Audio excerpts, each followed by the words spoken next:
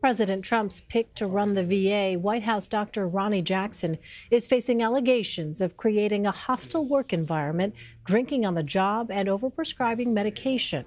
The Veterans Affairs Committee announced Tuesday it is delaying Jackson's confirmation hearing while it investigates his conduct.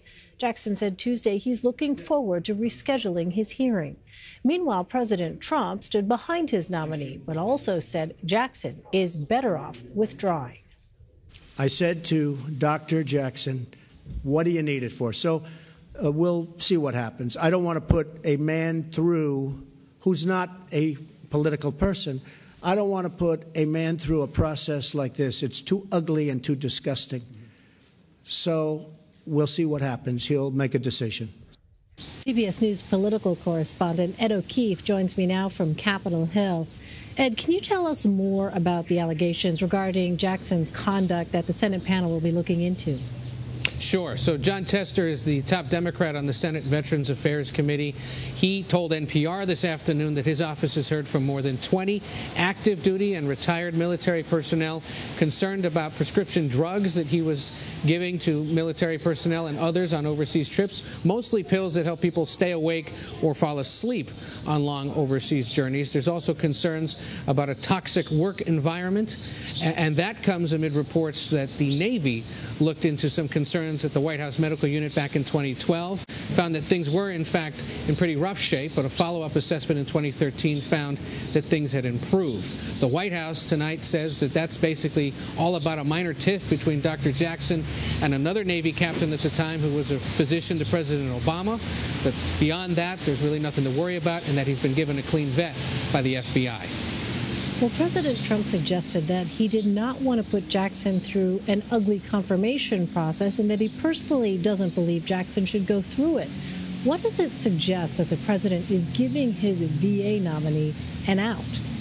It does sound like he is, Elaine. After all, this is the president who surprised everyone by nominating him in the first place, saying that he was qualified for the job, that he wanted to do it, that the president thought it was a great idea. And then today, during the news conference with the French president, said, no, if I were him, I wouldn't do it.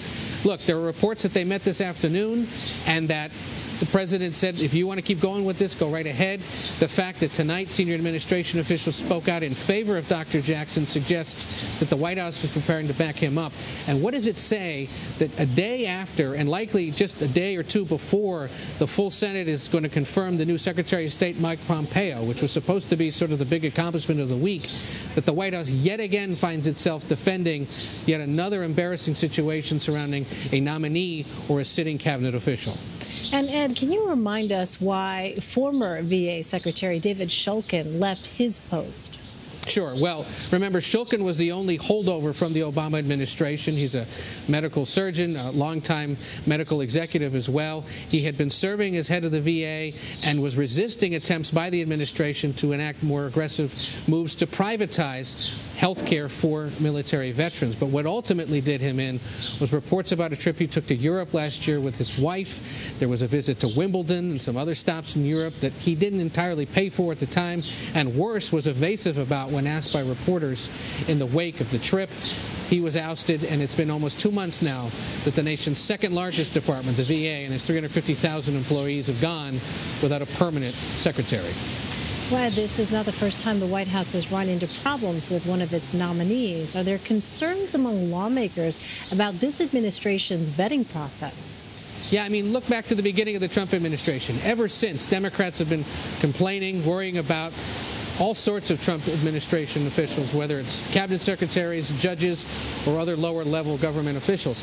Now you're starting to see Republicans speak out quite forcefully with grave concern about the vetting that these nominees, or the lack of vetting that these picks go through before they get sent to the Senate. Not only are there concerns about Dr. Jackson and whether he's qualified to lead such a large department, but also, of course, about the EPA administrator, Scott Pruitt, and his close ties to lobbyists.